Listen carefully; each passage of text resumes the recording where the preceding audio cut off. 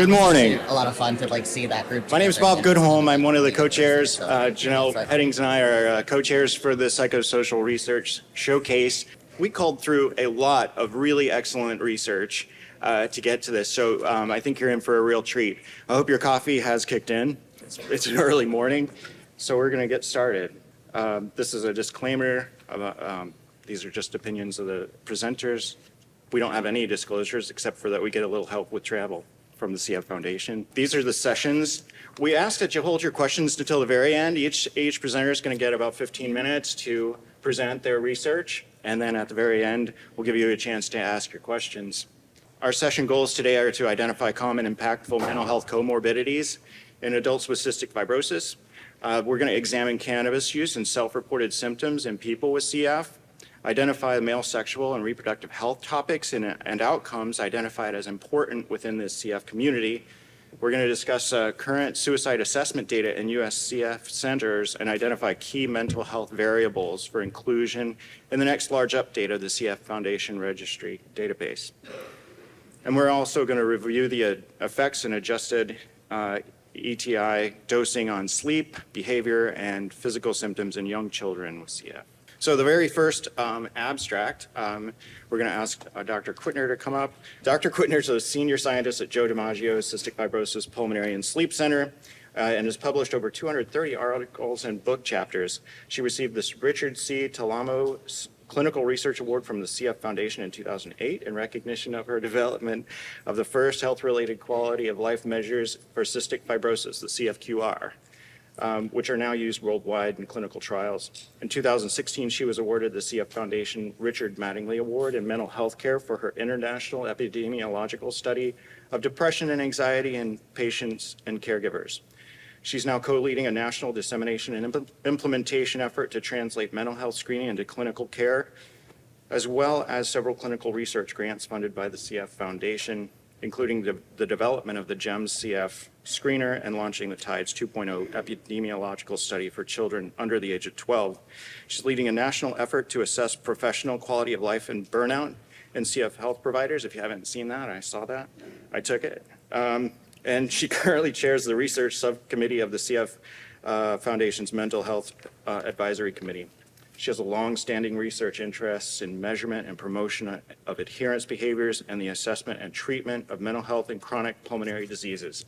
And I could go on, but I won't.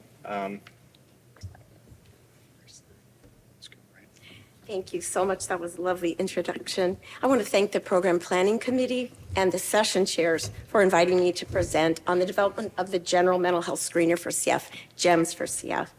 I would like to start by acknowledging and deeply thanking my research partner on this project, Dr. Beth Smith. I've been looking around for her, not sure. We have worked on this project together, developing this screener. Beth and I conducted all 60 open-ended qualitative interviews. We also helped to code the transcripts with our amazing research team, Dr. Georgiopoulos, Robin Way, Tara Mullen, and Nivi Chowdhury. And we just completed the cognitive testing of 22 adults with CF. We heard heartbreaking stories of severe anxiety related to PICC lines, IVs, blood draws, medical traumatic stress. We heard about challenges with insomnia, poor quality sleep, ADHD symptoms, and challenges with body image. And we would like to share their voices with you today. These are my disclosures.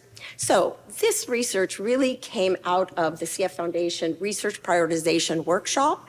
They launched a very major survey in 2020. You can see here we had 693 respondents from the community, 352 CF providers, and you can see on the right side those priorities. And a large percentage of the community endorsed the importance of assessing additional comorbidities aside from depression and generalized anxiety. Comorbidities such as body image, substance misuse, ADHD, medical traumatic stress, sleep challenges, and also side effects of medications on mental health, which of course in this era of Trikafta, this is extremely relevant. So I wanted to show you these very small single center studies that hint that we have a higher prevalence of these comorbidities among adults with CF than the general population. Disordered eating and body image, 24% in CF populations versus 9% in the general population. 24% of adults with CF reporting heavy alcohol use, 49% binge drinking versus 25% in the general population. Painful medical procedures, 93% of adolescents reporting needle-related distress and 76% exposure to medical trauma.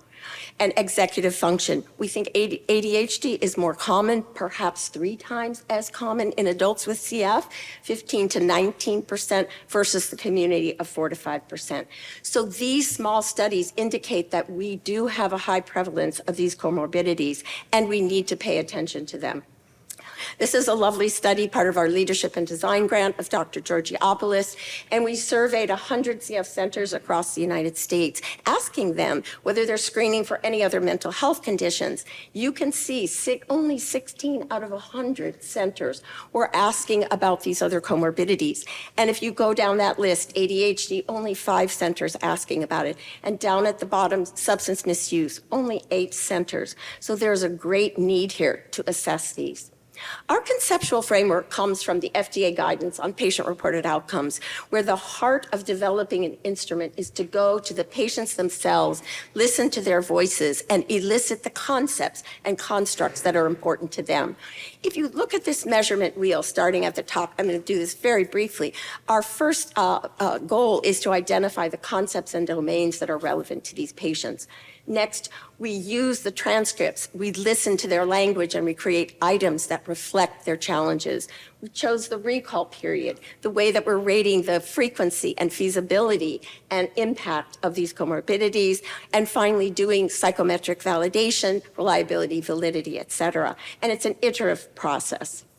We also adhered strictly to the COSMIN measurement standards, and COSMIN stands for Consensus-Based Standards for the Selection of Health Measurement Instruments. And I just pulled up one example here. We have gotten a rating of 4, very good, on all of these dimensions, and it goes from inadequate to very good. So I just pulled out content validity. Was an appropriate method used to ask patients whether each item is relevant for their experience?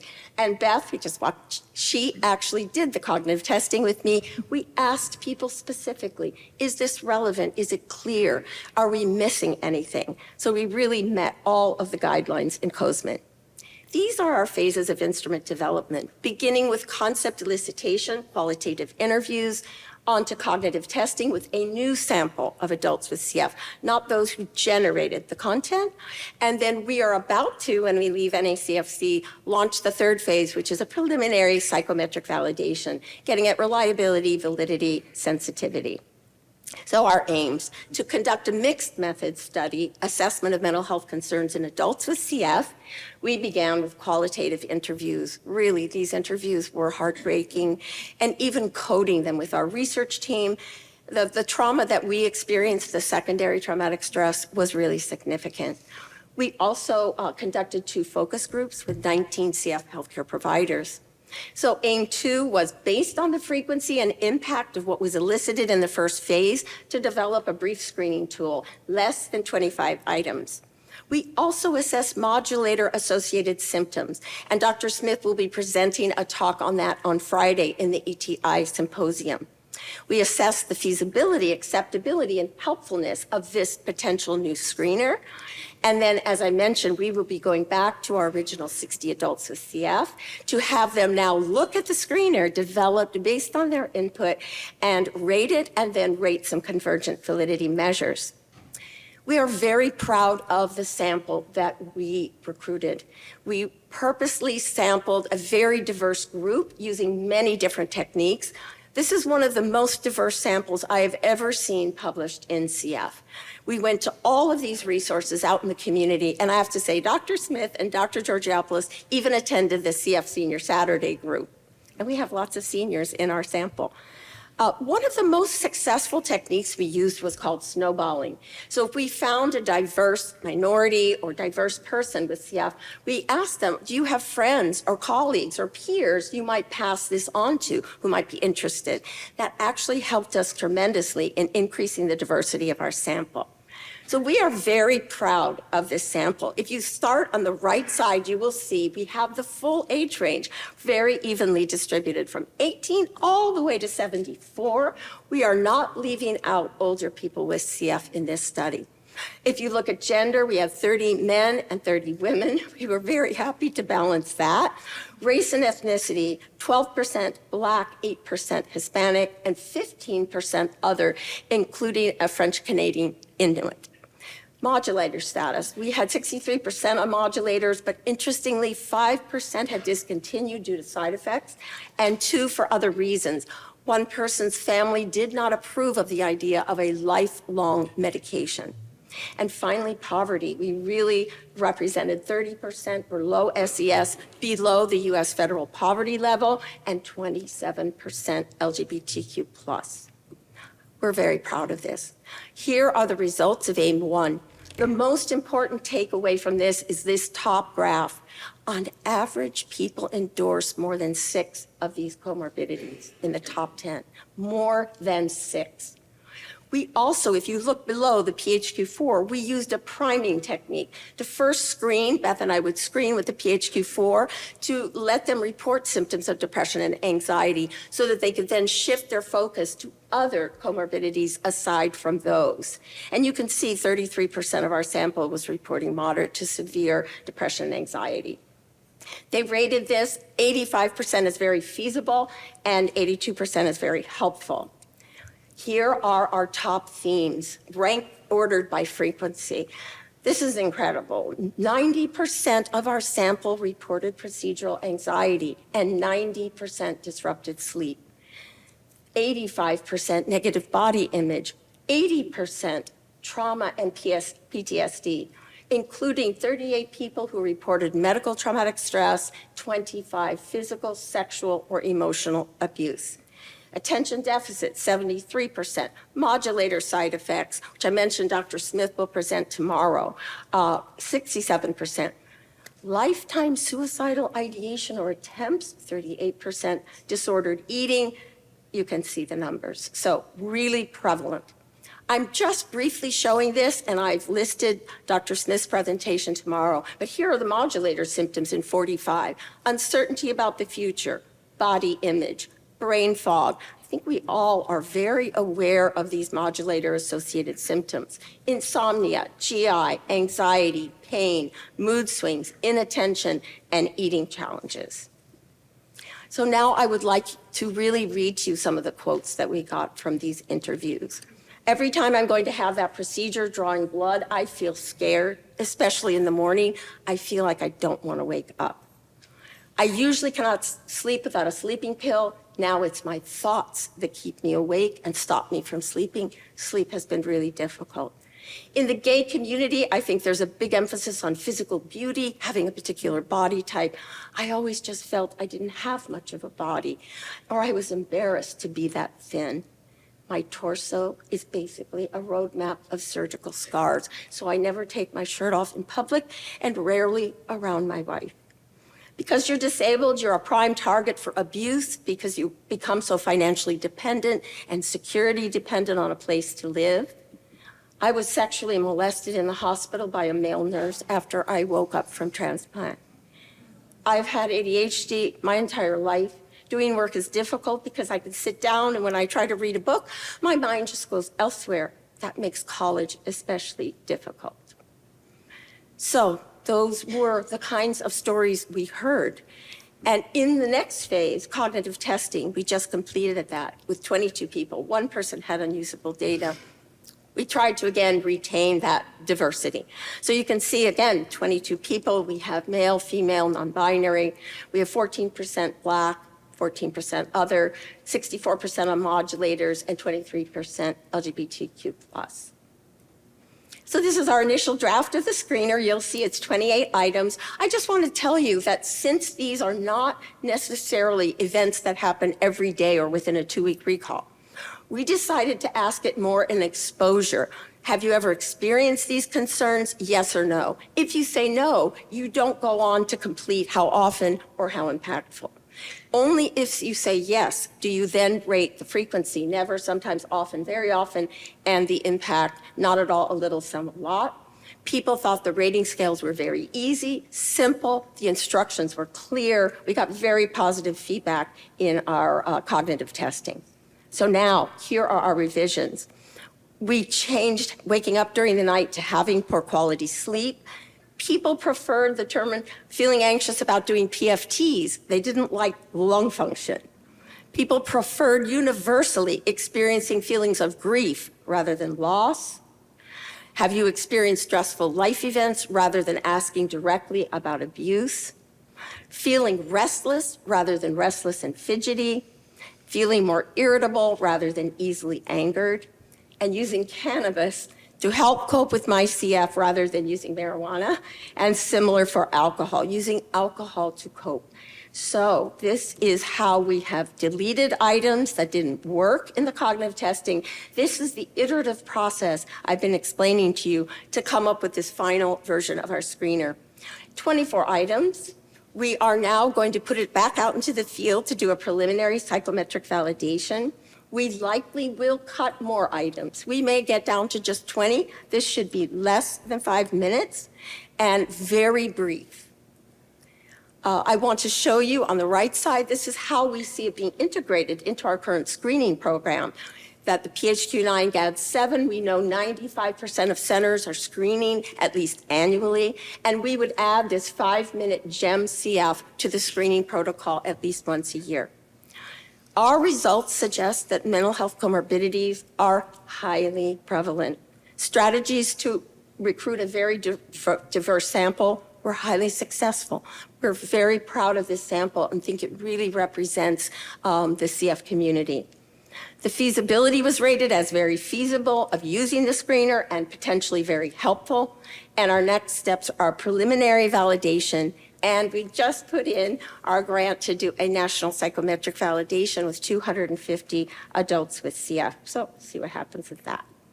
So I have a huge thank you to the GEM CF research team. All of those people have worked incredibly hard. I want to call out our research community partners, Dr. Ed Kanda, Dr. Zan Nowakowski, and Laura Tillman.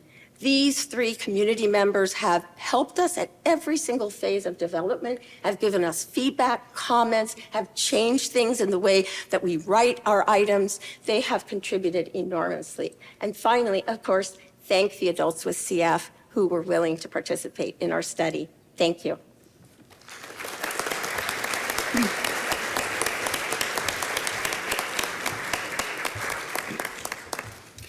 As a reminder, please submit your questions through the NACFC app, and we'll get to them at the end. Thanks. All right, our next speaker is Dr. Carla Frederick. Dr. Frederick's clinical practice focuses on the management of general pulmonary disease with a specialized interest in cystic fibrosis and bronchiectasis. As a physician consultant for the inpatient pulmonary consult services at Buffalo General Medical Center and at Roswell Park Cancer Institute, she attends to the needs of hospitalized patients with pulmonary problems in conjunction with the University of Buffalo's Physicians Group's pulmonary team. She is a dedicated supervisor and mentor to a team of talented fellows, residents, and medical students. As the director of the Adult Cystic Fibrosis Center in Buffalo, she provides comprehensive care for individuals with cystic fibrosis, as well as local care for patients who have received lung transplants for CF, coordinating and collaborating on their care with the transplant physicians and healthcare providers. Dr. Frederick is actively engaged in clinical research through many international clinical trials, and through this work strives for improved therapies and a cure for individuals with CF. Thanks. Thank you.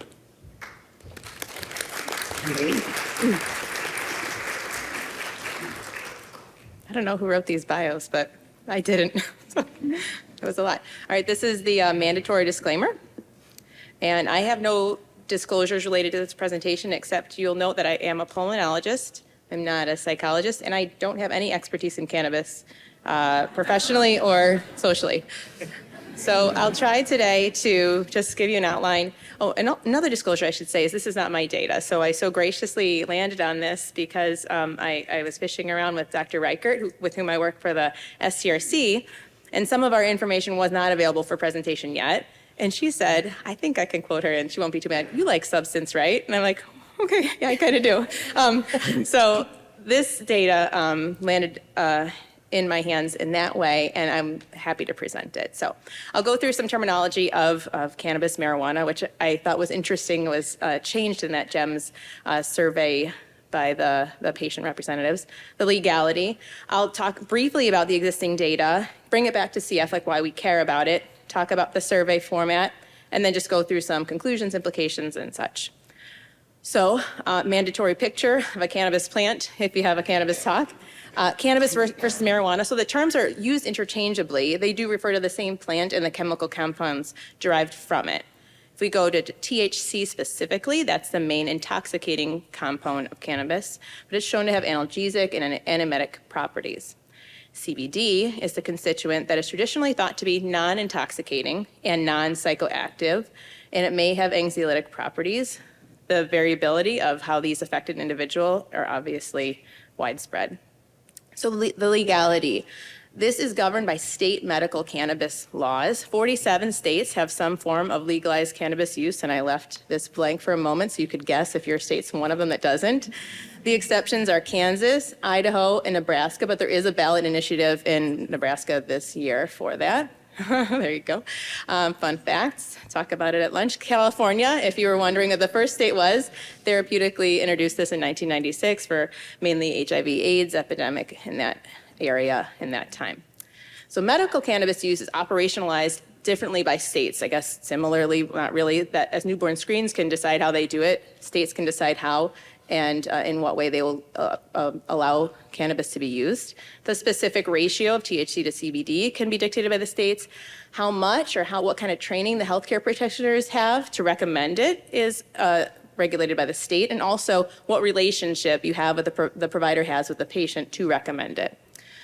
Legalized adult use is an evolving topic.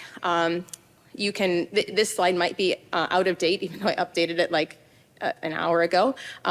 27 states have decriminalized the use of cannabis, and 3 states this year actually have a ballot initiative regarding its recreational use. And it's interesting what other substances have recreational use on the horizon, not just cannabis. So I learned a lot there as well. Medical cannabis from the federal perspective, however, is still a Schedule I status drug. It's prohibited, and so it's not prescribed, it is recommended. So the dose and usage, administration, guidance, and risks and benefits is on the onus of the provider who's recommending, though it's not prescribed as we would ETI or something else. So this is just a map that came from that website that I referenced earlier, showing areas that have no cannabis access, some that have recreational and medical use in green. There's no blue ones. I'm not sure whether they have blue on the legend there, but then the other yellow and orange have different access in the medical realm. And is pertinent to this presentation, the recruitment sites for the study on which I'll present were both states that are green, so have both adult and recreational use available. So the existing data is not a lot, and I did PubMed search by cystic fibrosis and cannabis, or marijuana and cannabis. And even though cannabis is thought to be like the fancier term used by medical professionals, there's actually more published data on marijuana than cannabis, And 17 results came up. So I will not go through all of them, but some of them I thought that were interesting are here. And of course, as like a pulmonologist science nerd, I will bring you all to our realm. And this one just like struck me right off the bat. So in 2018, this showed that the psychoactive substance THC negatively regulated CFTR in the airway cells. So I'll just orient you to the slide because then you'll know what's happening in like the plenary. So this shows that the same amount of stuff was put in each of the gels. And then this shows that as you go in increasing intensity or concentration of cannabis, there's less CFTR that shows up. And that's really all you need to know when you see those kinds of slides. But I thought that was pretty intriguing, to say the least. So some of the other studies that I saw that were interesting just to highlight. One was a survey study done in 2020, just of the use of medical marijuana in cystic fibrosis patients. And what they sent out a survey to 6 centers anonymously, and they saw that it was about the same in adults with CF and without. This was another one in 2023 that came out basically looking at perceptions of cannabis, marijuana in individuals. And what the main takeaway from that study that I noted with that was there was less of a risk perceived with marijuana than combustible cigarettes. And that was associated with increased use and just a general decreased, what we'd say, appropriateness of education given how widespread it is.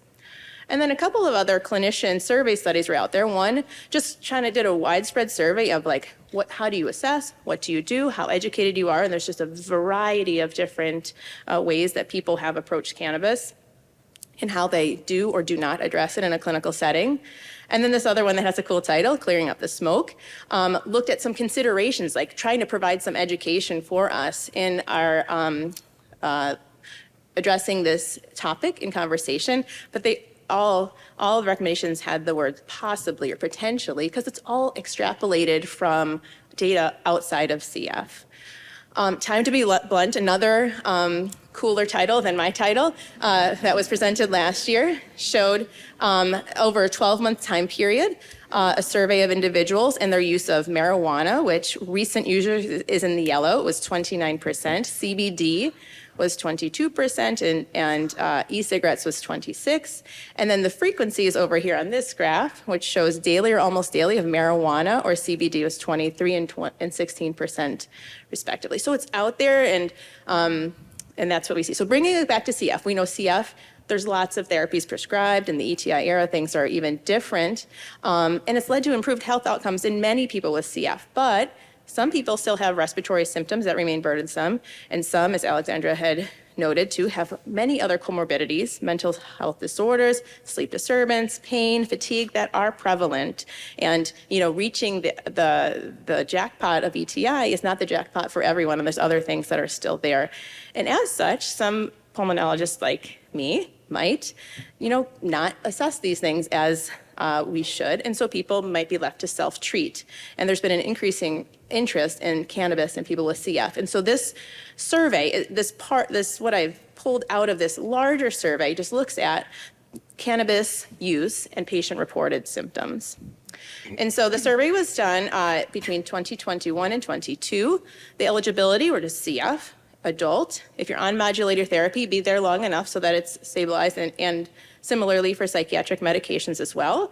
Non-pregnant, we know that can really mess with you.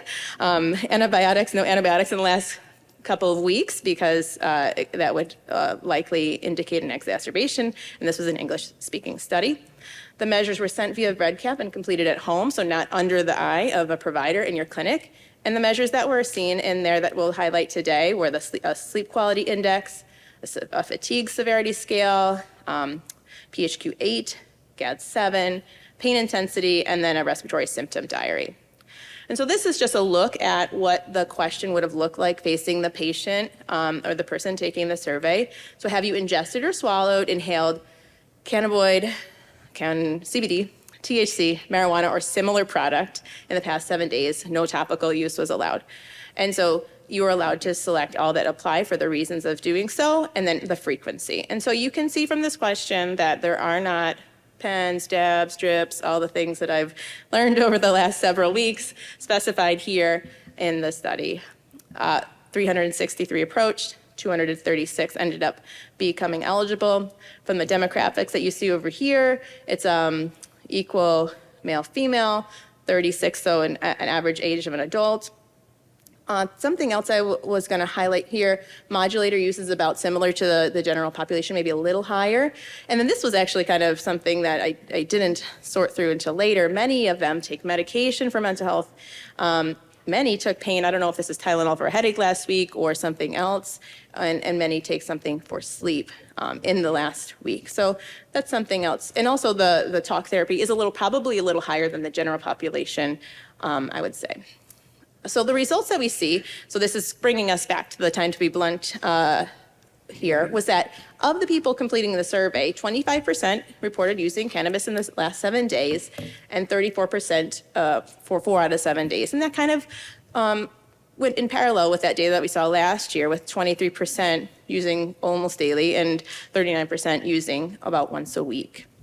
And the reasons are likely not surprising, so to relax, sleep, recreation, anxiety, pain, appetite, and nausea. And we'd say that I kind of divide these out into sleep, being like sleep, anxiety, pain, appetite, and nausea being a symptom that they're treating, and then relax or recreation being something just purely recreational. So of the users, 19% used it only for relaxation or recreation. And 21% used it for one of those symptoms that I mentioned only, and then 60% used it for both. So one of those symptoms and to relax or for recreation.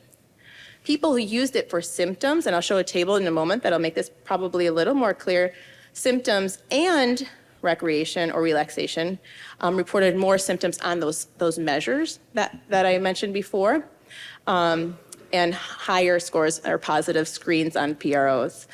Qualitatively, the people that only used it for recreation or didn't use it had lower scores on those PROs overall. So this can kind of orient you to that. So on the left, you see all those scores here that we mentioned for respiratory symptoms, they mentioned for, measured for sleep quality, fatigue, depression, anxiety, and pain. And so what we see here is the people with no use or using it for only recreation or relaxation had lower scores down the board than people that used it for symptoms alone or for symptoms and recreation and relaxation.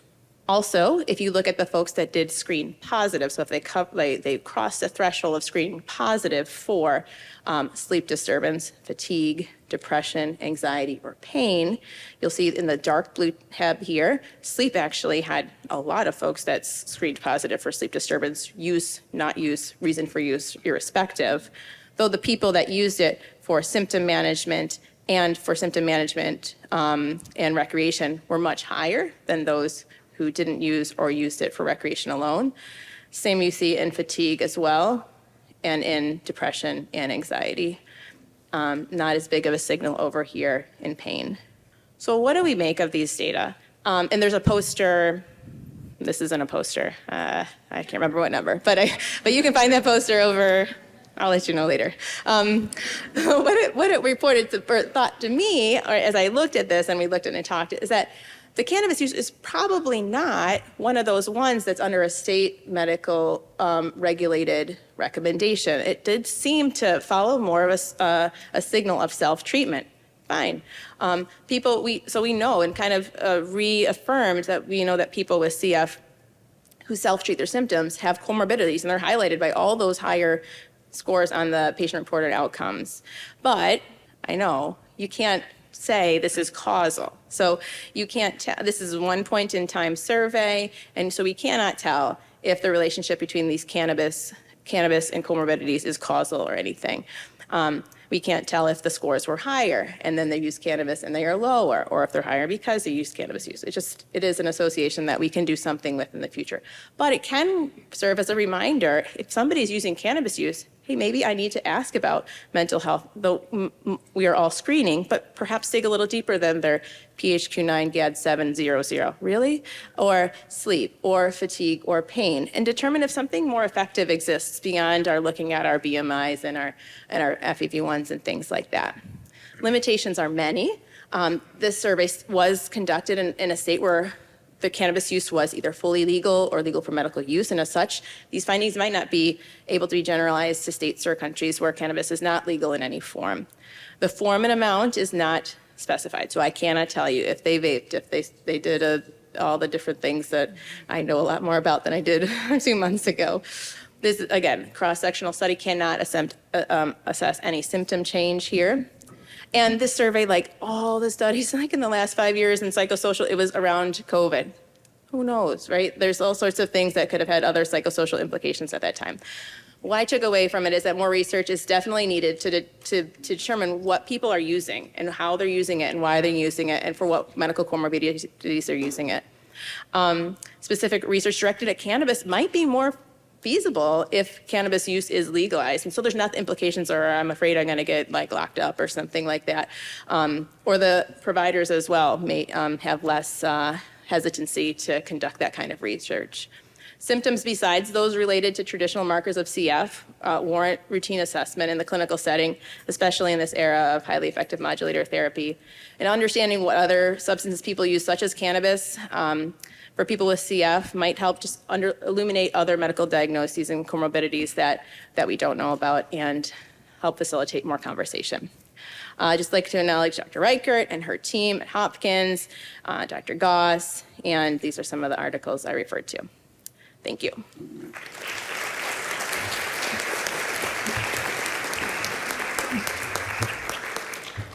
The next presentation is on male sexual and reproductive health and cystic fibrosis, a concept mapping study. Kelly Prangley is a clinical research coordinator at the University of Pittsburgh School of Medicine and the Department of Pediatrics at the Division of Adolescent and Young Adult Medicine.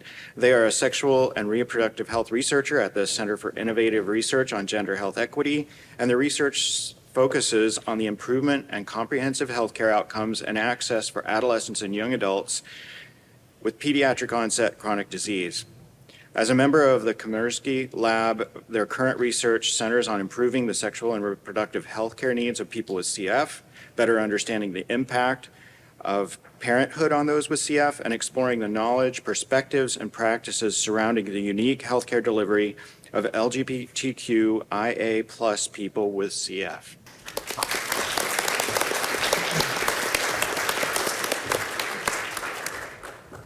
All right, hi everyone. I'm happy to be here. I'm going to be speaking about male sexual and reproductive health and cystic fibrosis, and I'm going to be sharing the results of our concept mapping study. These are my disclosures. I have no relationships to disclose related to this presentation. So to give you a little bit of background information as to why this study is important, we know that cystic fibrosis has a profound impact on male sexual and reproductive health. Nearly all males with CF are infertile due to congenital bilateral absence of the vas deferens. In addition to infertility, many males with CF experience issues with sexual functioning, including testosterone deficiency, erectile dysfunction, and low volume ejaculate. We also know that prior research has identified major gaps in SRH counseling and care for males with CF.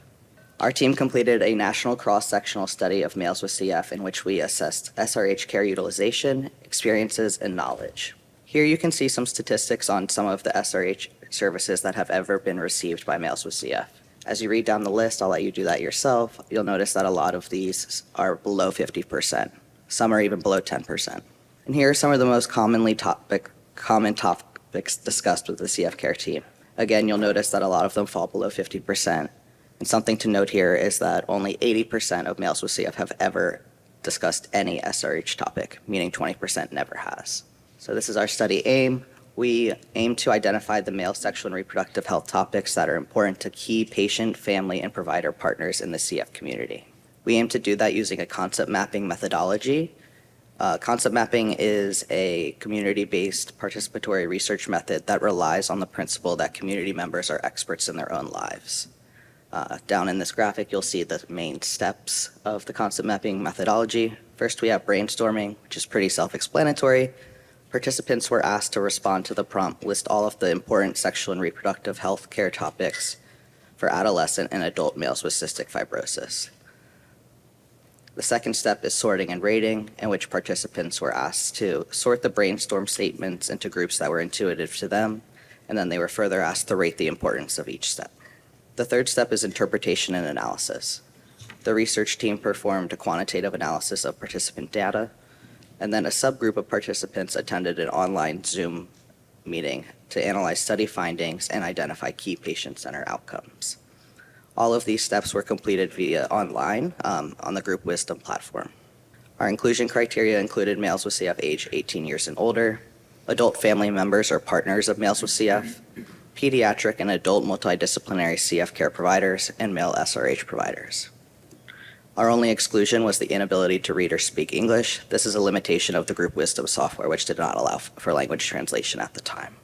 A little bit more about our recruitment.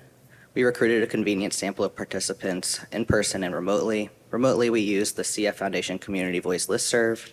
We also used the CF provider-specific listserv. In-person recruitment was completed at the UPMC Adult and Pediatric CF Center.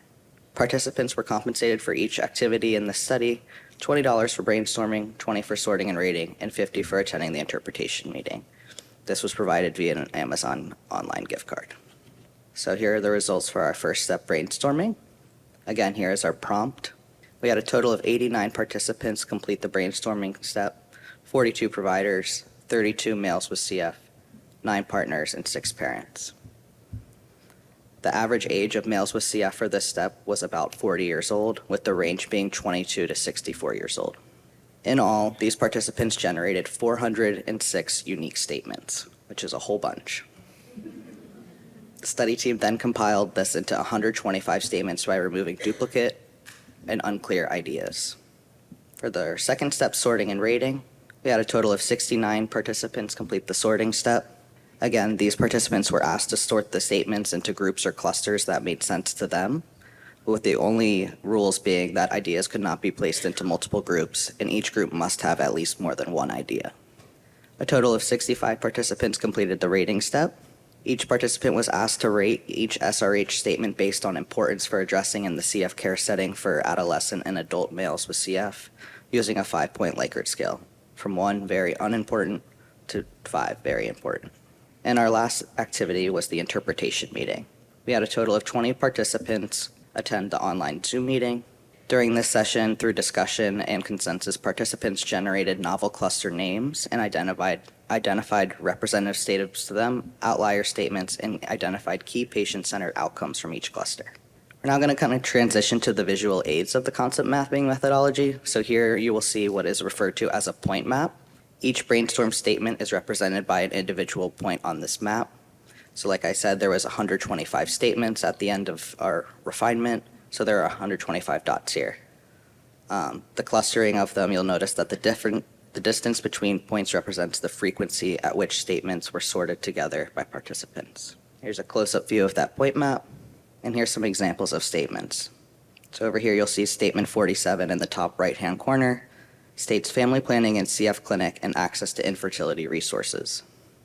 Over here on the top left-hand corner, you'll see statement 94 states psychosocial planning and decision-making related to parenting, for example, finances, division of labor for childcare, or social support.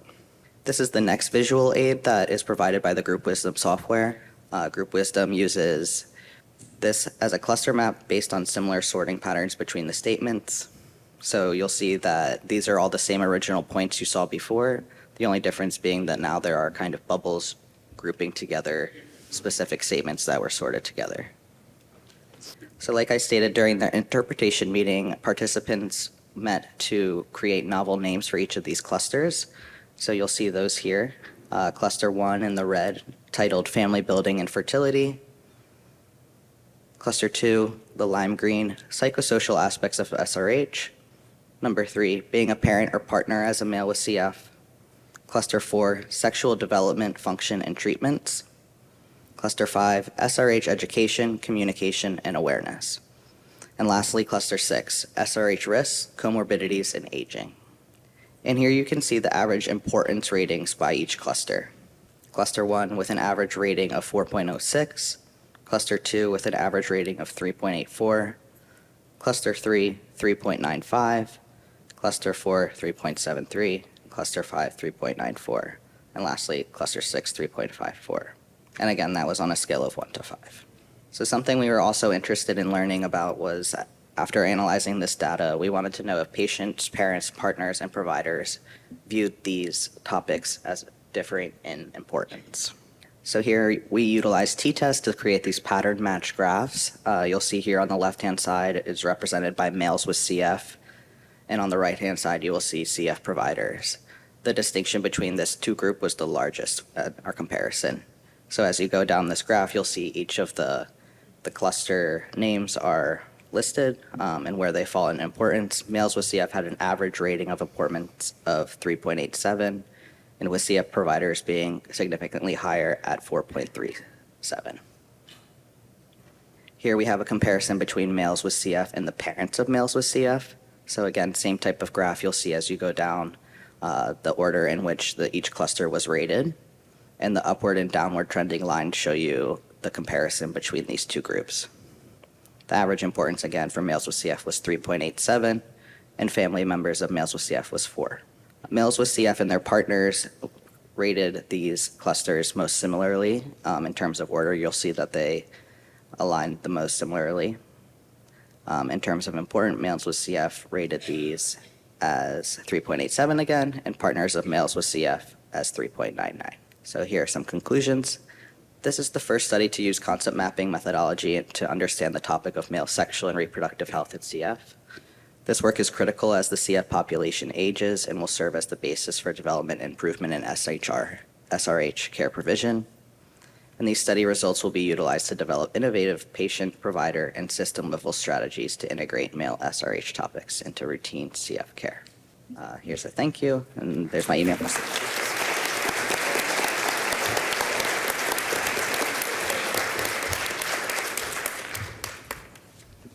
The next presentation is on current suicidality assessment practices and trends in reported death by suicide at USCF centers.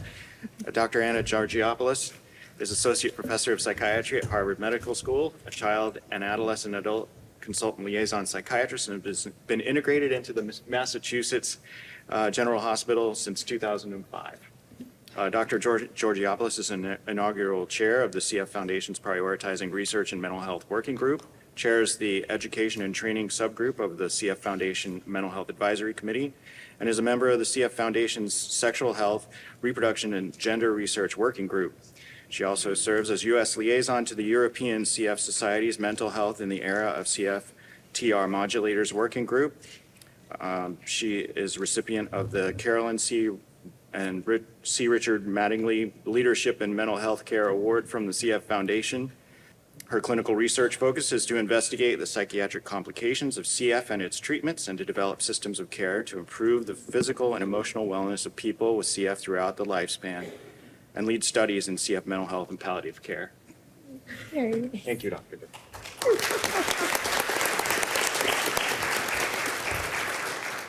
When you took a breath, I was going to say that's probably plenty, but anyway. Okay, so today I am going to present some data on current suicidality assessment practices and trends in reported death by suicide at USCF centers.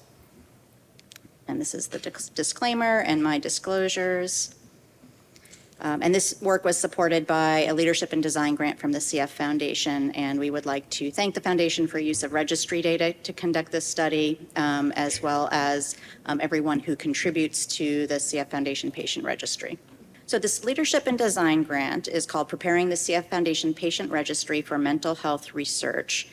And the context is that there will be a major update of the platform of the CF Foundation Patient Registry in the coming years, and we want to be ahead of the game to think about what additional mental health fields and data should be part of that update. In this project, I work with Alexandra Quittner, Beth Smith, Michael Schechter, who I think is here today, and Wendy Herr, and along with our research team and a wonderful advisory board of CF community members, including 3 adults with CF, Ed Kanda, Katie Kirby, and Laura Tillman, and 2 parents of children with CF, Ginger Birnbaum and Tanya Hamilton. And again, the goal is to support, how can we support longitudinal CF mental health research in a feasible way without overwhelming all of us that are collecting data for the registry, but to capture mental health screening, intervention, and outcome. So one of the sub-aims of this study was to determine which variables should be included in this next large update of the registry database, what's the optimal frequency of data entry, and to assess the data landscape to consider how to implement research among younger age groups. So we're thinking about things like, should PHQ-9 depression and anxiety scores be in the registry? They're not currently in the registry, contrary to sometimes popular belief. Mental health intervention, should other comorbidities like we heard about from Alexandra be in the registry, and should there be any data about the mental health of children under the age of 12? So we have a variety of presentations arising from this project at this meeting.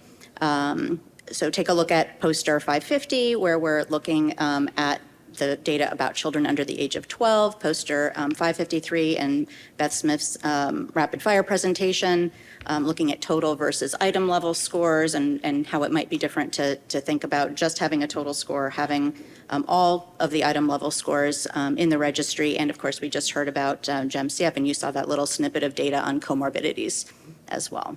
Okay, so the background to this piece of the work about suicidality assessment practices is, as I said, in the registry, we have whether someone was screened for depression or anxiety, we have whether there's a clinical diagnosis recorded for depression or anxiety, but we don't actually have the screening scores. And so we surveyed USCF centers and examined the screening practices, and again, here I'm going to present the data pertaining to suicidality and self-harm. So we sent out a REDCap survey in March of 2023 looking at mental health screening, assessment, and data management practices to center directors, the social work listserv, the CF Psych listserv, which if you're not on that, please get on that listserv. Mentalhealth@cff.org is how you can get yourself set up there if you don't know how to do that, or look at my.cff to do that. And also the mental health peer supervision groups, which again, if you're not part of a peer supervision group and you would like to be, mentalhealth@cff.org is a good way to find out more about that.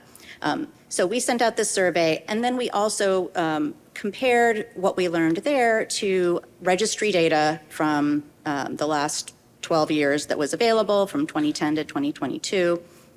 Looking at depression and anxiety disorders as complications, and looking at the deaths of people with CF due to suicide, trauma, or drug overdose. So these are the participant characteristics from our survey. We had 100 different CF centers respond, and mostly the responses were from mental health coordinators, social workers, and psychologists. We had a good balance of people who've been working in CF for a long time, and people who were newer to CF. We had a good balance of pediatric, adult, or combined programs, a good geographic balance, and a good balance of smaller and larger centers as well. So one thing we learned, which was that people are doing a really good job of screening adults for depression using the PHQ-9. So of the 97 respondents who said they provide any care to adults, 98% were screening for depression using the PHQ-9. So sounds like that's going to be feasible to think about including, right? Only 2% were not doing that. There were no differences when we analyzed by all of those different participant characteristics that we just talked about: region, center size, years of CF healthcare experience. But of those who screened adults, only 58% were reported that they were systematically tracking the response to question 9, that suicidality item on the PHQ-9. But everyone who was tracking the response to question 9 was also using a standardized tool to assess suicide risk. And the data looks very similar in adolescents. Of the 71 centers that are treating any adolescents, ages 12 to 17, only 3% are not using the PHQ-9 or PHQ-A. PHQ-A is an adolescent version of the PHQ-9 that just changes a couple of items to acknowledge irritability in adolescents, can be a presenting symptom of depression very commonly, and context of school rather than work. So almost everyone was screening with PHQ-9 or PHQ-A. Of those, 61% were tracking the response to that question 9 about suicidality, and 54% were assessing with a standardized tool for suicide risk. And again, there were no differences by participant or center characteristics. Now, what about children under the age of 12 years? Well, we know the guidelines, the CF Foundation and European CF Society mental health guidelines didn't call for systematic screening of children under the age of 12. They do call for, if there's any clinical concern on the part of the child, the family, the clinical team, we should be doing assessment, we should be offering interventions. However, at the time, we didn't have the epidemiologic data to say that to be able to make the case to do this, and also there were a lot of questions about what tools would be used, and so hence TIDES 2.0, which we'll be hearing more about over the course of this meeting. But we asked, we wanted to know which centers were doing this anyway, even though it's going above and beyond the guidelines. And of the 71 centers who are seeing any younger children, 19 or 27% are screening children under 12 for depression, and the data is going to look very similar for anxiety. But what you also see here is that what a wide variety of screening tools are used, and this reminds me of where we were with the mental health guidelines 10 years ago when we did a needs assessment survey in the US and Europe, and we asked, are you screening for depression and anxiety? What tools are you using? And there were like 43 different tools that people were using. And it's like, how are we going to do research? How are we going to train teams how to use these tools and how to respond if we aren't doing something consistent? I guess this makes sense, right? That the centers that are screening children under the age of 12 probably are better resourced, probably, are a little more sophisticated in terms of the bandwidth that they have. So more of those are actually screening for suicide risk. If they are screening those kids, 74% are screening for suicide risk. And what tools are people using to do this? Well, we can see that across the age groups here, the Columbia Suicide Severity Rating Scale is the most commonly assessment tool used to assess suicide risk. The ASQ is used by the next chunk down, and then Safety Interview and the PSS-3. And this makes some sense because the Columbia is the tool that's suggested in the guidelines as a tool that could be used. Mm-hmm. And for those who aren't familiar with it, I wanted to show a slide with the Columbia Suicide Severity Rating Scale. You can actually get to a copy of this, using these QR codes. But it's very simple. It's not meant that you have to have professional training at all. This is first responders are trained to use this. Teachers are trained to use this, right? Any of us can ask these questions. And we can remember these questions even if we don't have this tool in front of us. And these are kind of the things to ask if someone's expressing concern about suicide or self-harm. So the first questions are, have you wished you were dead or wish you could go to sleep and not wake up in the past month? Have you actually had any thoughts about killing yourself? If the answer is no, that's it, over. If the answer is yes, then have you been thinking about how you might do this? Have you had these thoughts and had some intention of acting on them? Mm-hmm. And planning, have you started to work out or have you worked out the details of how to kill yourself, and did you intend to carry out that plan? So once you have question 4 and 5 about intention and planning, that puts you in a high-risk category. That's where, maybe someone does need some further emergent assessment if you don't have the capability to do that yourself.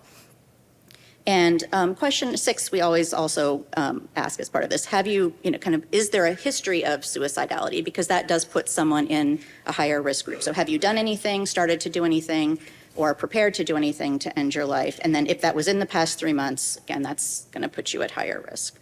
Okay, so that's our survey data. But as I said, we also wanted to look and see how does this correspond to what we already see in the registry that might be relevant. Well, one thing that we did was to look at the rate of reported clinical diagnosis of depression and anxiety disorder for people with CF ages 12 and above. And, there are pretty clear definitions of how this should work in the registry, which is, if somebody is still in treatment, so if they're taking a medicine or they're in therapy, then we would still say, yes, you have this diagnosis. Just like if you had CF-related diabetes and your blood sugars are in good control, we don't say, well, then you don't have CF-related diabetes, right? But you could uncheck if someone is no longer in treatment. And this is why it's maybe, would be really useful to have that PHQ-9 GAD-7 data, because someone could have very low scores, but yet be in active treatment, and that's why their scores are low. And those are kind of different things that we might want to be following along with. And we see that over time, those scores have been, the rates of those diagnoses have been increasing somewhat over the last 12 years. Now, what about deaths by trauma, suicide, and drug overdose? So to orient you to this slide, the green is deaths by drug overdose, and this was a new category in 2018. So that's why you don't see any green on the other two time portions. So we have 2010 to 2013 on the left, we have 2014 to 2017 in the middle, and we have 2018 to 2022 on the right. And the blue are deaths by trauma, some of which may be suicide, some of which may be due to risky behavior, some of which maybe just accidents that have nothing to do with mental health, but we thought they were important to include here, and deaths that were reported as due to suicide, which are in orange. And we calculated the proportion of deaths by any cause. So of all the deaths in anyone with CF that are reported in the registry, what proportion were due to trauma, due to suicide, due to drug overdose. And for suicide here, you see that the rate in the first time period is 0.8%. In the second time period, it's 0.7%. And then in the third time period, it's 1.6%. So it's roughly doubled over that time frame. And again, meanwhile, we have also the new category of drug overdose, which is also concerning, right? 1.2% of deaths. And the other thing to note here is that, so the rate of suicide doubled, but the rate of total deaths didn't drop by half, right? So, or the number of total deaths. So Yes, there are fewer deaths presumably due to ETI and other treatments, various reasons that people may have been less likely to die in that time frame, but that doesn't really account for this change. Then we thought we would look at the trends in the U.S. general population suicide rates. And this is the way the CDC reports it. These are age-adjusted rates. And you see that they had been fairly steadily increasing, but actually at the same time that the rates were doubling in CF, in the general population around the pandemic, the rates actually dropped for a while, and then they went back up. But we'll see where this goes after 2022, right? Does it level off, or is it going to continue to rise? But it's a different pattern. So in conclusion, the proportion of total CF deaths per year attributed to trauma and suicide remained stable from 2010 to 2017, and then roughly doubled from 2018 to 2022. The prevalence of depression and anxiety disorder in the U.S. CF population also increased during this time period. And then by contrast, as you just saw, those age-adjusted suicide rates in the U.S. general population increased very gradually. And I calculated here what they were over those same chunks of time. So overall, it's a very gradual increase. And by contrast, less than 2/3 of the CF centers that participated in our survey specifically tracked PHQ-9 suicidality or self-harm, or are using a standardized assessment tool for suicide risk in adolescents and adults. So these data support the importance of a systematic assessment of suicide risk and tracking this information in clinical settings. And I want to thank all of those who gave permission for us to acknowledge you by name for your participation in this survey. I know that these surveys take a lot of time, but they're actually critically important to being able to move mental health in CF forward. And I'd also like to thank all of those who participated anonymously.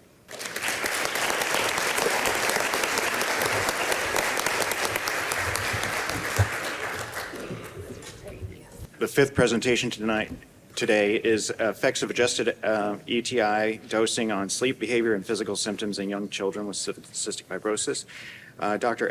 Arwen Marker is a pediatric psychologist and assistant professor at the University of Utah School of Medicine and Primary Children's Hospital in Salt Lake City.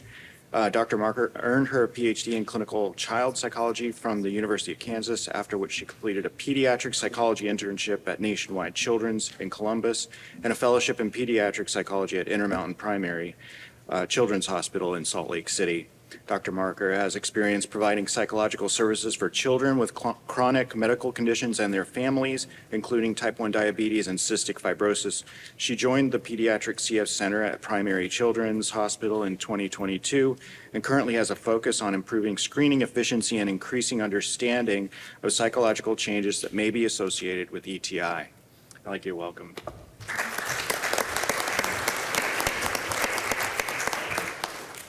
Thank you. So I'm excited to be here talking to you all this morning. Yeah, so I'm going to be talking about effects of adjusted ETI dosing on sleep behavior and physical symptoms, specifically in our very youngest group of kids who have just, recently in the last year and a half gotten access to these kinds of modulator or to this modulator medication. I didn't do a pretty acknowledgement slide at the end, so I'll do that now.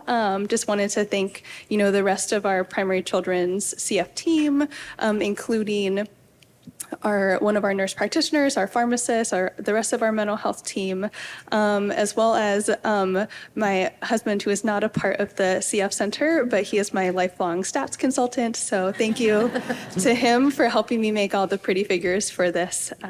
I am not cool enough to have any disclosures. So some background. I think we all know that the ETI was just approved for that very youngest group of kids, our 2 to 5 year olds, in spring of 2023. And overall, right, the initial clinical trials for these medications did not find any kind of mean significant changes in mental health outcomes, particularly in adults and adolescents. But they did identify, some common physical side effects, things like headaches, abdominal pain, rash, all of those things that, the doctor kind of talks through before you start this medication. However, despite, all of the really positive physical health improvements from taking ETI, a couple of things. One is we continue to see that rates of depression and anxiety in our adolescent and adult populations appear unchanged, right? Those have not vastly improved, even while physical outcomes have vastly improved. So why is that? We also have had some more recent studies and, kind of smaller studies, case studies come out that have identified some kind of adverse changes in depression, anxiety, behavior, sleep after starting ETI.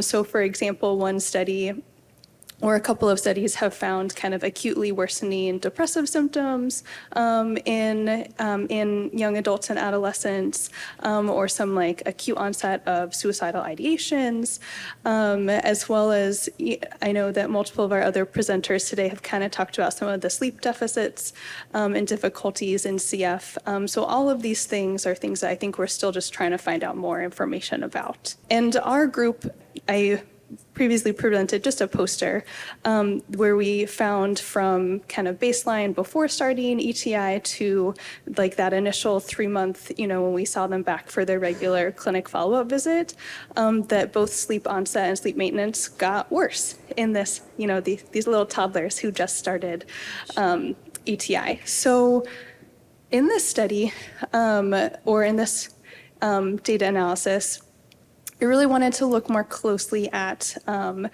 this data and kind of what's going on here, as well as add in the 6-month data. So my goal with this project is that just during regular clinic visits, we have been collecting data kind of starting before, like right before they start the medication, and then at 3, 6, 9, and 12 months. So today I'm going to be mainly talking about the 0 to 6 month data. Question 1, I wanted to know, do these symptoms, things like physical side effects, behavioral symptoms, sleep, do they change? Do they get better? Do they get worse? Do they not change after starting ETI? And 2, I think a really common practice that our doctors have been using is when kids are having these symptoms that they are making some adjustments to their dosing of their ETI medications. So what happens to these symptoms if they have adjusted dosing? We recruited, not really recruited, we administered these measures just as part of standard clinical care for our patients. So starting, around April of 2023, we had all of our kids who were going to be starting ETI in this 1 to 6 age group at a large Mountain West Pediatric CF Center, complete surveys at baseline, so kind of right before they started the medication, 3 months and 6 months after starting. Patients were either categorized as being on full dosing or adjusted dosing. And adjusted dosing could include kind of flip or swap dosing, where you take the morning and evening doses and you switch them, or reduced dosing, where they actually reduced the amount of the medication that the patient's taking. And again, I got some help with doing some nice mixed modeling in R for this. The measures that we used were the pediatric symptom checklist. I actually used 2 different versions of this. So this is a 17-item measure that really, it's a parent report measure for these very young kids. Obviously, we're not asking 2-year-olds to answer a questionnaire. But it kind of measures a big variety of behavior things. So things like, is your kid having problems with like having tantrums or being aggressive? Are they having anxiety symptoms? Are they being irritable? So it kind of has a couple items that touch on a variety of different mental health areas. So we used the regular version for our kids 4 years and older, and then the preschool version for our kids 3 years and younger. We also administered the Pediatric Insomnia Severity Index. So this is a really brief 6-item measure that measures sleep onset, so difficulties falling asleep, and sleep maintenance, difficulties staying asleep. And then we also asked just kind of a checklist of those really common physical side effects. So has your child been experiencing headaches, abdominal pain, or rashes? Never, sometimes, often, or always. Here are some of our baseline demographics, and I feel like the ends on this are a little they look a little inflated because this is, all of the data that we had at baseline, but not all of these kids completed their 3-month or 6-month follow-up. So the actual numbers of kids who are included that had, 0, 3, and 6 were closer to the 64 number. But you can see that on average, our kids were 3, almost 4 years old, 21% of them. So not a super small number, almost a quarter of our patients had that flipped or reduced dosing. You can see kind of the mean scores for the pediatric symptom checklist and the sleep measures. And then for those physical symptoms, we found that 16%, and this is the baseline data, so kind of before they started taking the medication, already 16% were experiencing headaches, 35% were experiencing abdominal pain, and 9% were experiencing rashes. Let me explain what's going on here. So these are spaghetti plots. So what these represent is in black in the middle, that is the mean, the average for everybody. Each individual line is an individual person. So you can kind of see, kind of all together that mean change in black in the middle, but you can also see, there's a huge variety in terms of what people's responses were. So overall, on both versions of the pediatric symptom checklist, we found that the total scores did not change significantly over time, right? You can see that black line in the middle stays pretty steady from 0 to 3 to 6 months. And this is, the same thing, right, that they found in those initial clinical trials. But when we take a little bit of a closer look, we find some other kind of more interesting things. So this is comparing for the preschool version, so those kids 3 years and younger. Were there any interactions between getting the full dose of ETI versus those kids that had the dose adjustments? And we found, yes, there is an interaction between time and that dosing adjustment. So on the left-hand side, you can see that overall kids who kind of got the full dose and stayed on the full dose, their symptoms, kind of like overall behavioral symptoms, either went down a little bit or stayed about the same, versus on the right-hand side, you can see that those kids who did have dose adjustments, and this probably makes sense, right? The reason why they had dose adjustments is probably because they had worse behavior symptoms at 3 months. But then even with those dose adjustments, they kind of continue to be worse at that 6-month mark.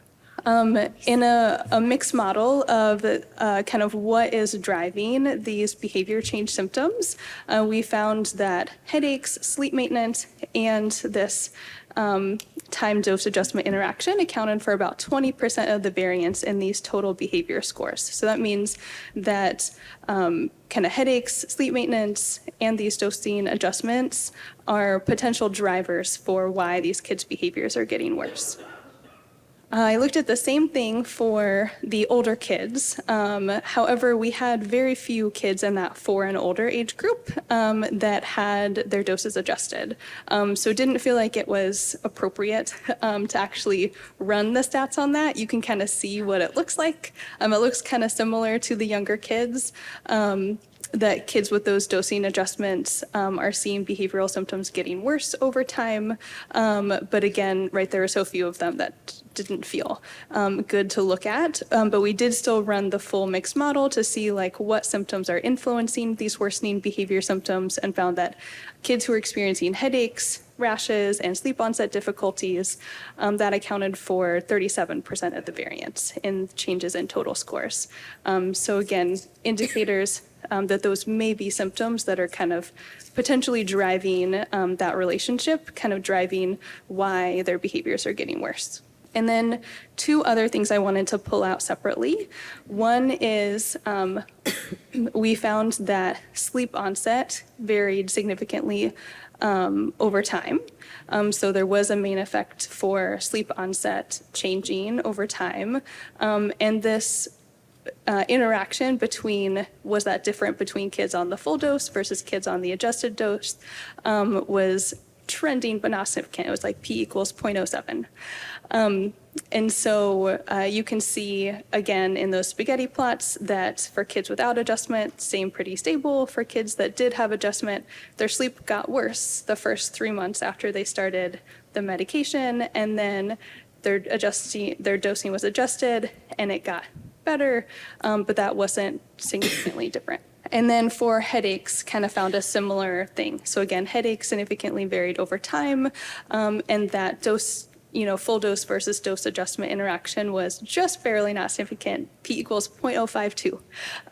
So for this data, this might be something that, hey, once we have our complete sample, once we have a bigger sample size, might be something that pops out. So in conclusion, I think that one thing to highlight is that these changes in headaches and sleep onset were really common physical side effects in young children who started ETI, that toddler kind of kindergarten age group. And both of them trended towards being mitigated by ETI dose adjustments. So kind of like when kids started these medications, headache and sleep onset difficulties got worse, and if their ETI medication was adjusted, then they almost significantly got better.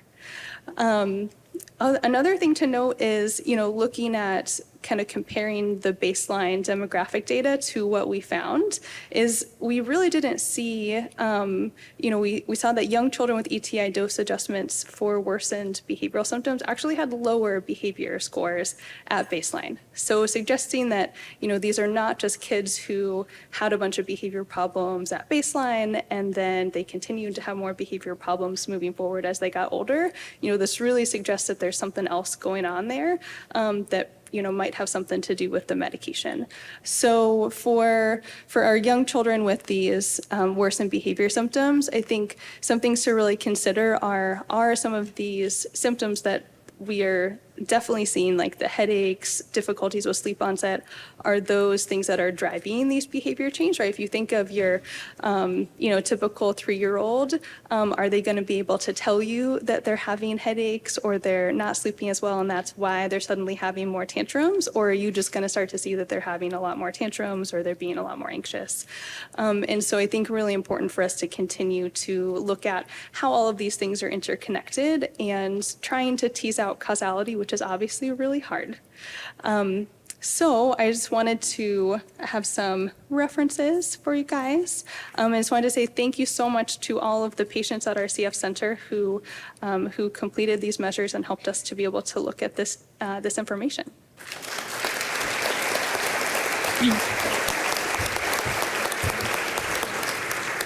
Great, George.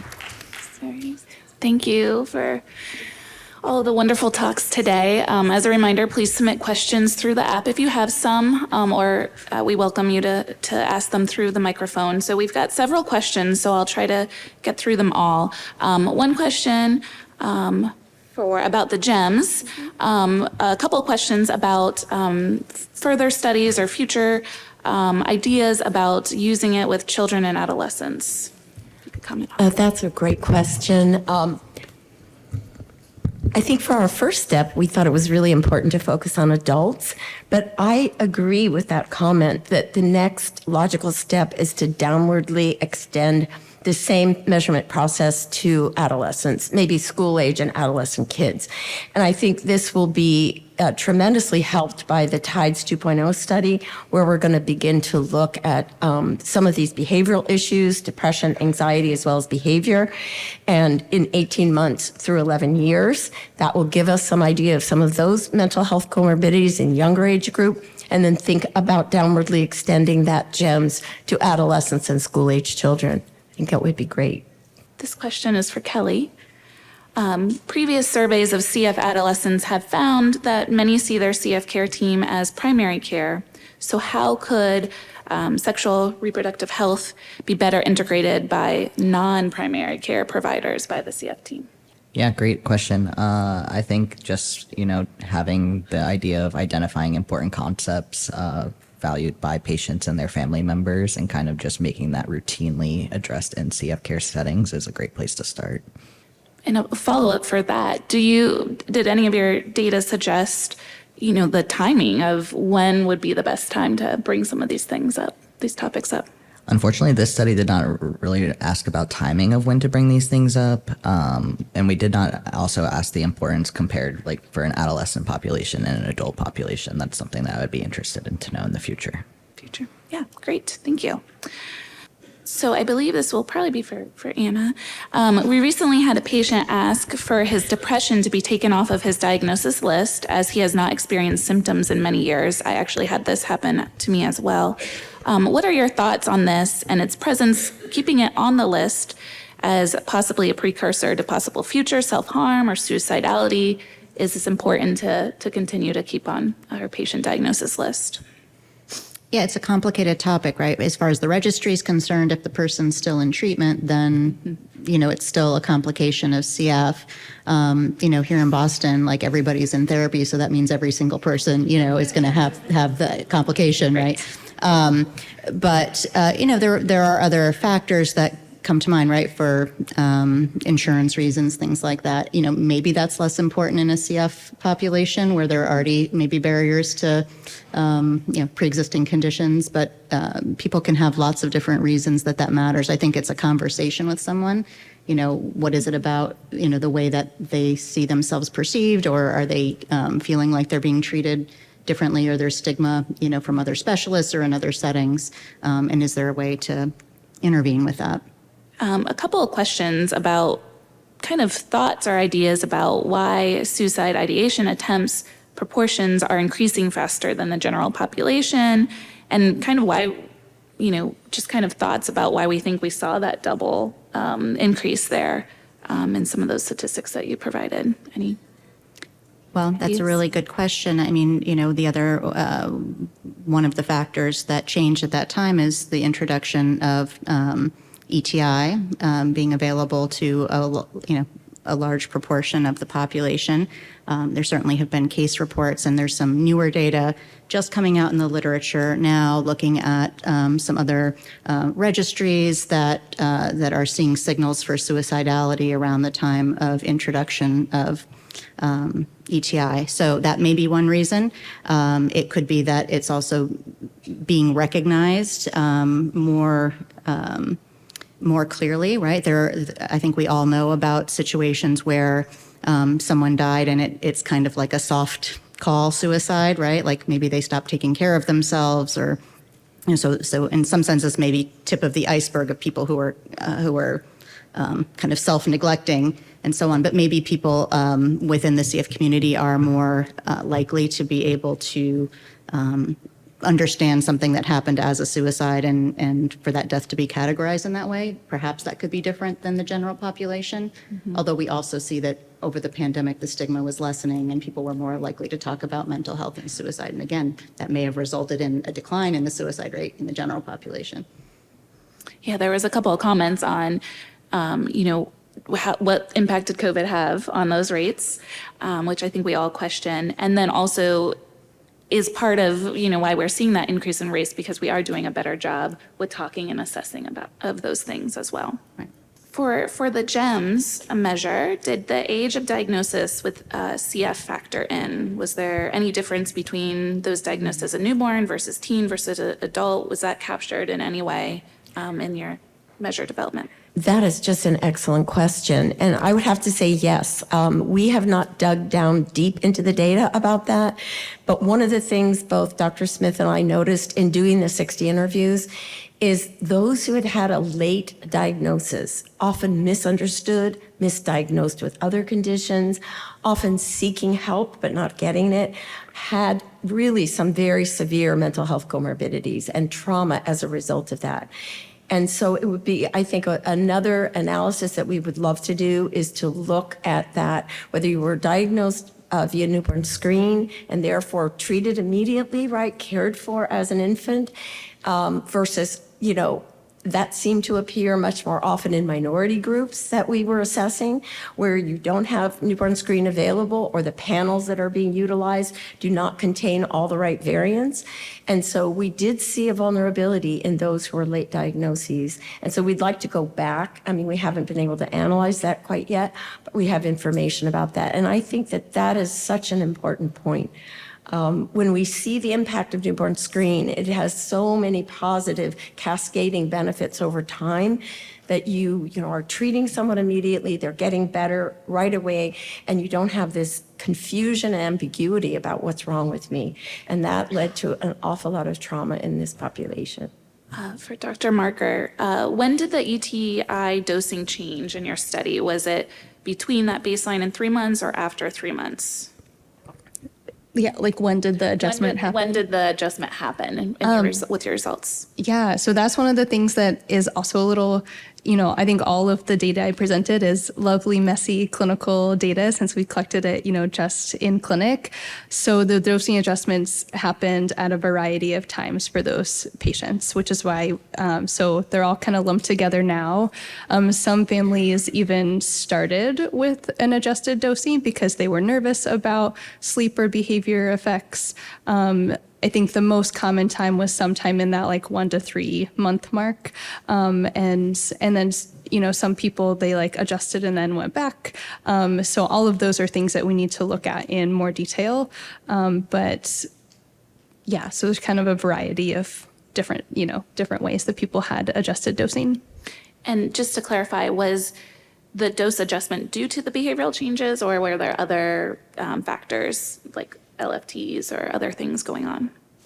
I think in the vast majority of cases, it was because of some sort of side effect in terms of behavior, sleep, headaches, abdominal pain, like one of the symptoms that we measured. In very few cases was it due to LFTs. And can you comment on, the 2 to 5 year old range is a time of profound growth and behavioral challenges.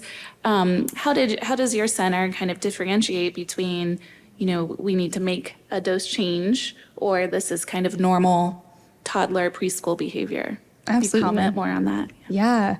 And I think that's another issue with the data is how do you know, is this from the medication or they just got older and they developed those terrible 3 behaviors?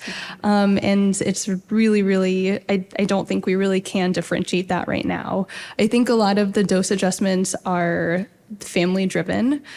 So families who kind of feel very strongly that, hey, I feel like this is an acute change, or this, got worse after they started the medication. I think our center is pretty liberal with making those dosing adjustments. So if a family thinks that it would be beneficial for them to adjust the dosing, our center is yeah, let's try it. And then if all of the behaviors are still there 3 months from now, then maybe that gives us more evidence that it wasn't the medication. So I think they are just kind of taking the family's preferences into account a lot. I'd just like to really comment on the strength of your study using the pediatric symptom checklist. There are normative data. So what's nice about that measure is that you can actually take your means and standard deviations, see what proportion of your children may be outside of the normal range. So that's an advantage of using this standardized measure that you used. And as we move forward toward TIDES 2.0, we're going to be comparing to a standard diagnostic measure. It's going to be the BASC-3. We'll be comparing brief, standardized checklists like the pediatric symptom checklist and the PROMIS measures, which are much shorter and briefer than the long BASC. But that is a huge advantage, is to have normative data, and then you can look at your sample in relation to the norms. Similar to that, did you look at, Dr. Marker, did you look at any of the specific items on the pediatric symptom checklist? Because there was some curiosity of what maybe changes you had seen on those. Yes, I think that's a really important next step that we haven't looked at yet, but that we definitely plan on looking at. So we're in the process of completing the 9 and 12 month data collection. And I think one of the hard things about the pediatric symptom checklist is that it just kind of smushes all of those symptoms together. So if there's a subset of kids that are having lots of tantrums and aggressive behaviors and a subset of kids that are having anxiety problems, right, that total score isn't really capturing it as well. And only the older kid version has the breakdowns into internalizing, externalizing attention symptoms. So I definitely would like to do more of an item analysis in the future. This is kind of combining a few thoughts from the presentations.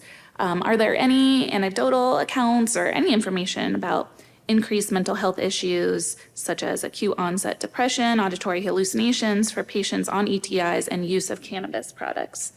So for the example that was given, the patient has been on ETIs for longer than 18 months, came to clinic and scored very high on the PHQ with positive score for question 9, endorsed intent, no plan, but was hospitalized and stated that this patient was smoking marijuana about twice a week.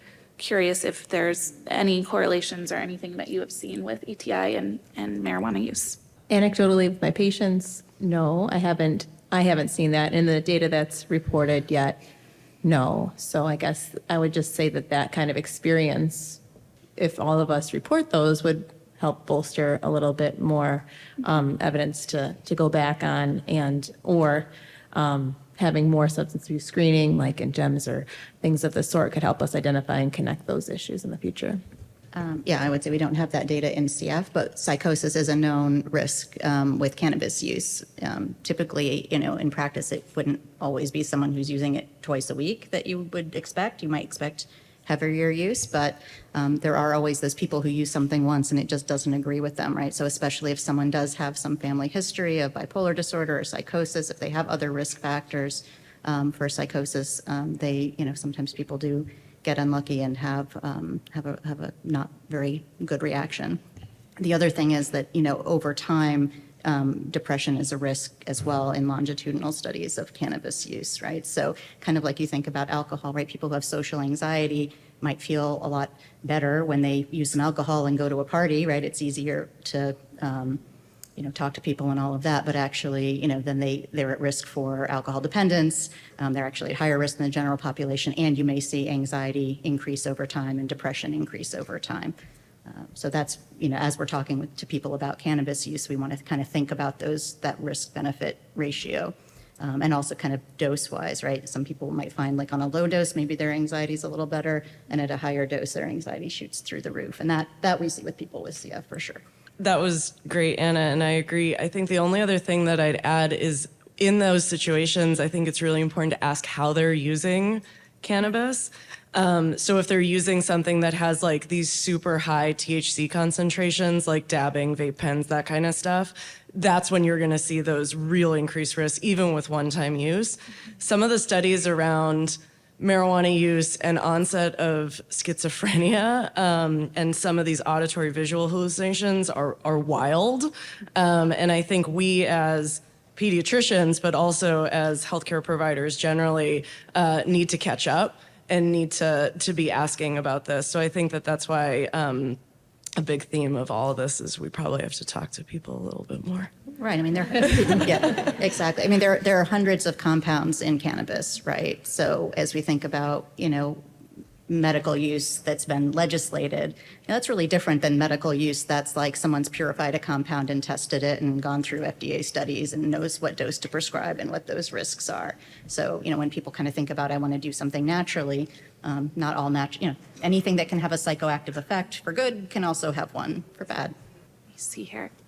Should we on the GEMS differentiate cannabis for recreation versus managing CF symptoms?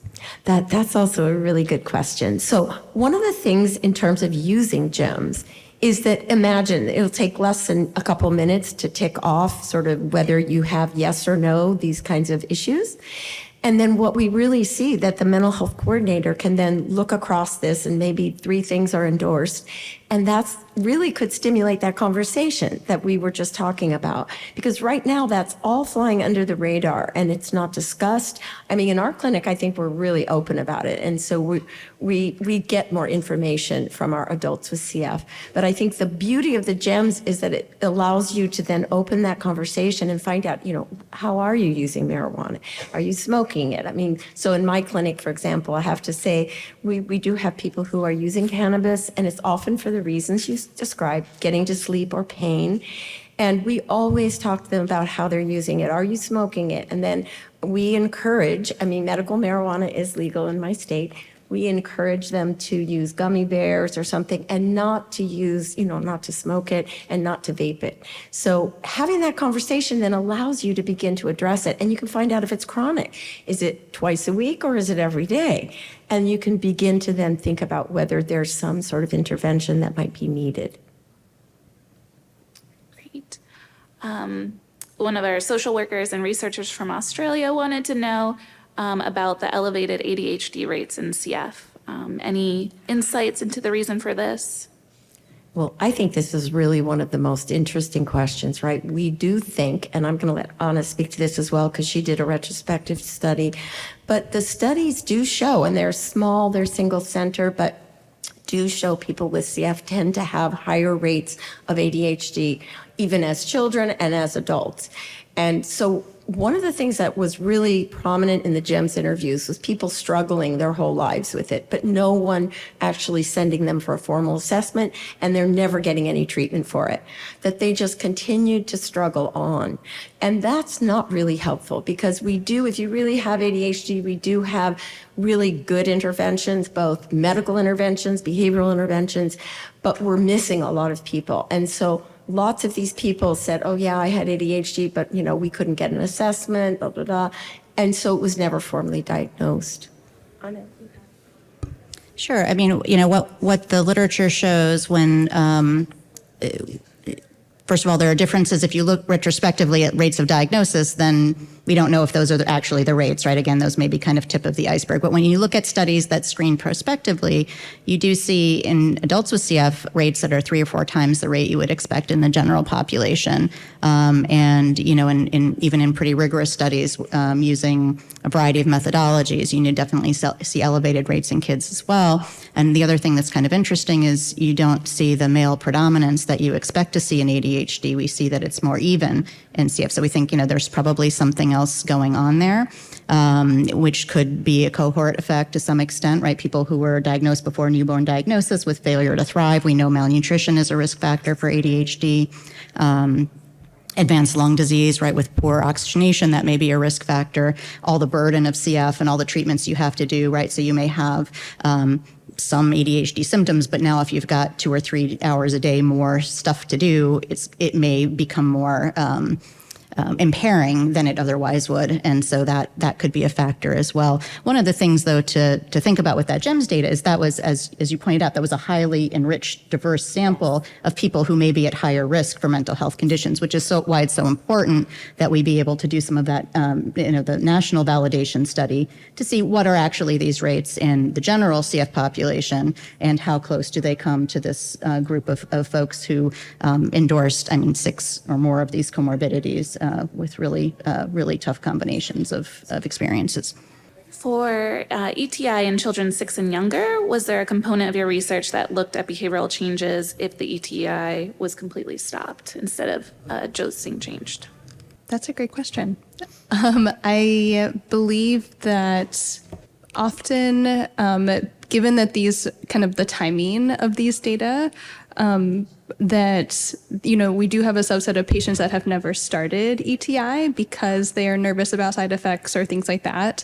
But most of, I don't think we had any in this sample in that 6-month time frame who decided to stop the medication.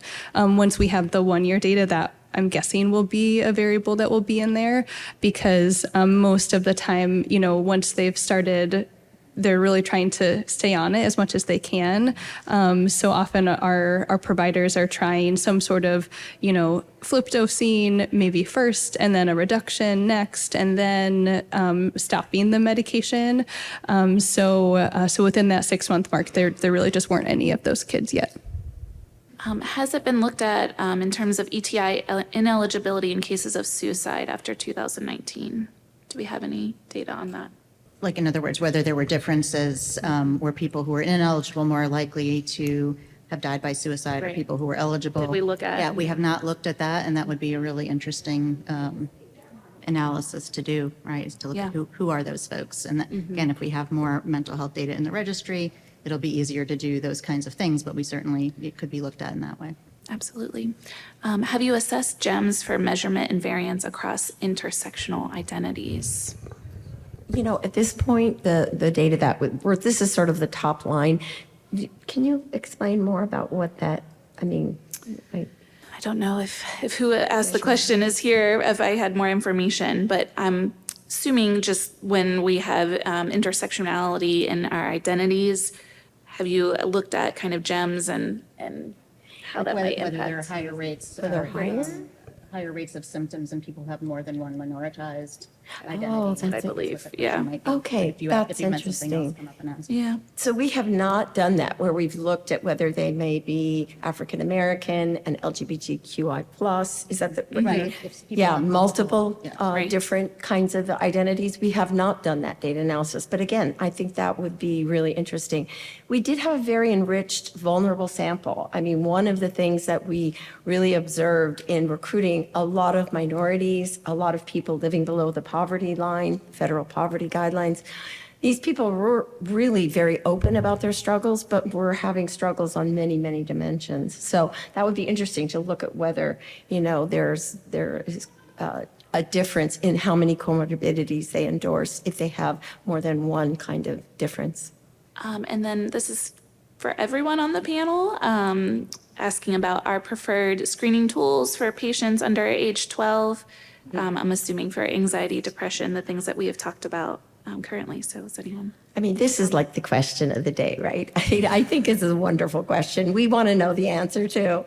I think we really need the TIDES 2.0 study. This is a very rigorous study that we're planning with incredibly complex but good sampling techniques that will remove bias. And we really want to test 2 brief screeners. So the pediatric symptom checklist is one candidate that we're going to use. And there's a preschool version, as you heard today, and it goes all the way up, past school age. And there's a child report version that begins at around age 6. And so that's one of the measures we think may be a candidate, and they're good normative data. I mean, there are great thousands of kids, normative kinds of data that you can look at by gender, by age. The promise measures are also wonderful. And, those were developed, both of these sets of measures were developed with the very best measurement principles. The promise measures, both of these sets of measures are free. That's another criteria that we believe is very important. And the success of PHQ-9 GAD-7, they're free, they're translated into many world languages.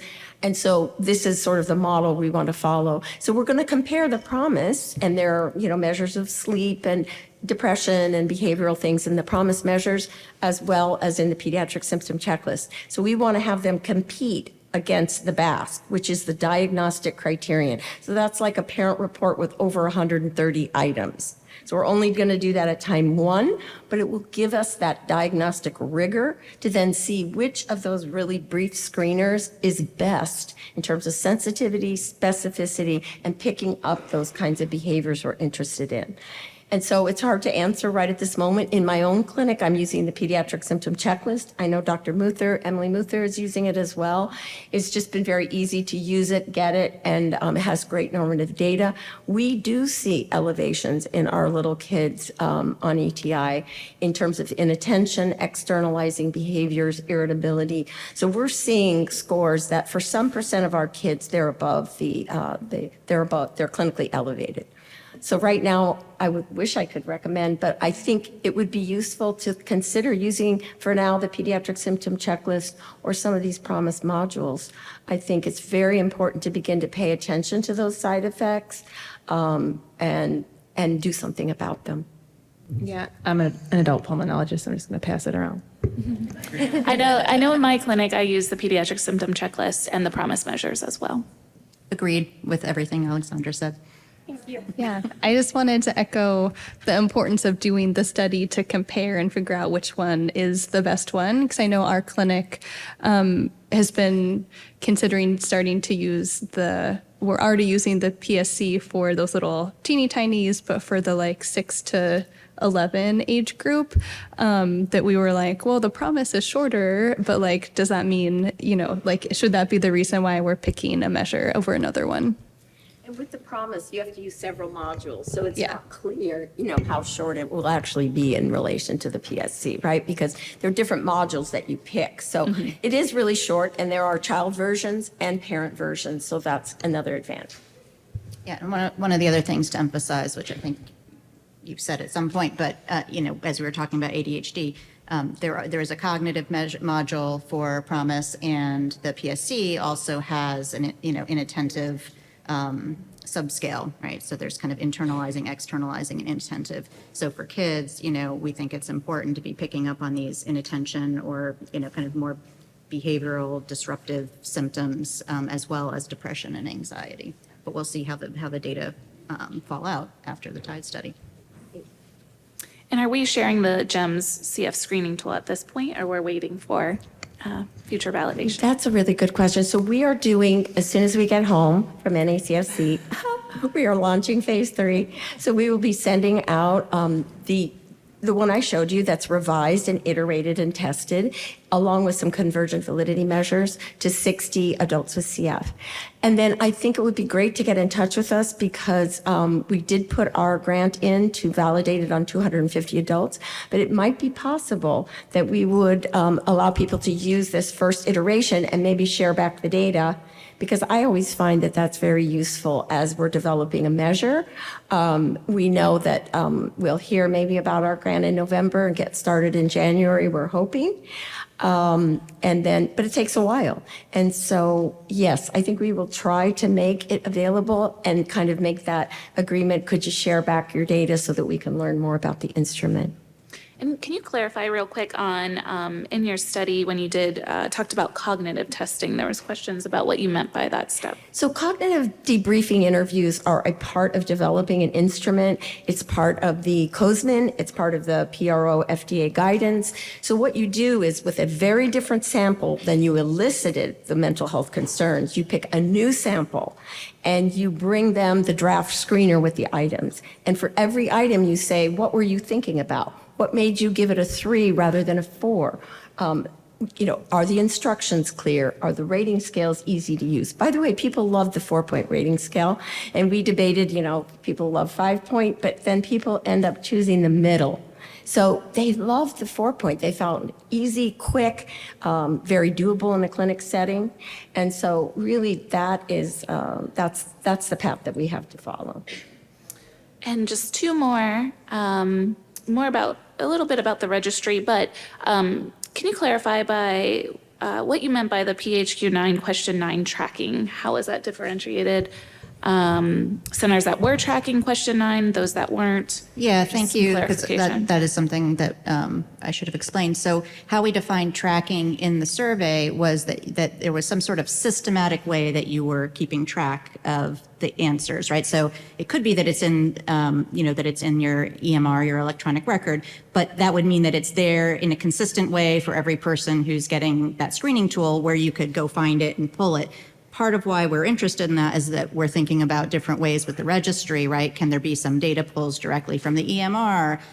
Would it be, how are people gathering this? How hard is this going to be to translate from clinical care into registry data?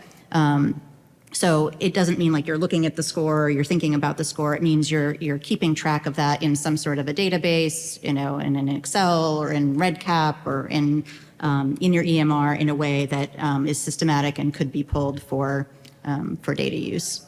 But for quality improvement, what some centers do, right, is they look at that specifically. Hey, these are our folks who've ever had an elevated question 9. So maybe we need to be paying more attention to their mental health. Do they need to be screened more often? Do we at least want to make sure we're checking in between, so how are we managing that risk in the population? So that's why we thought it was important to share this data. Could we be doing a better job and a more thorough job of making sure, that people aren't falling through the cracks? And just one more question, more about the registry, if you want to comment on this one.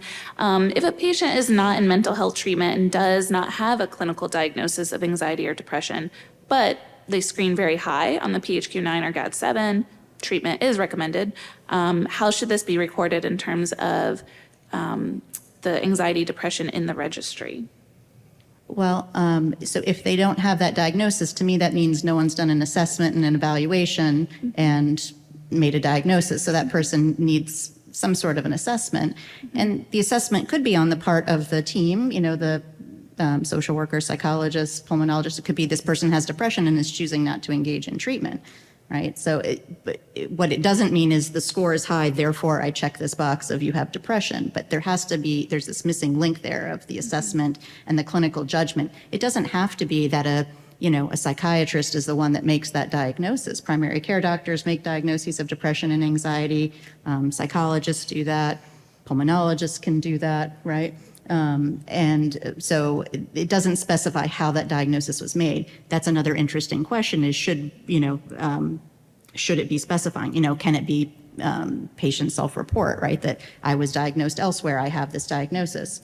It probably should be in the registry. If they say I see someone outside and I've been diagnosed, then that should be tracked, right?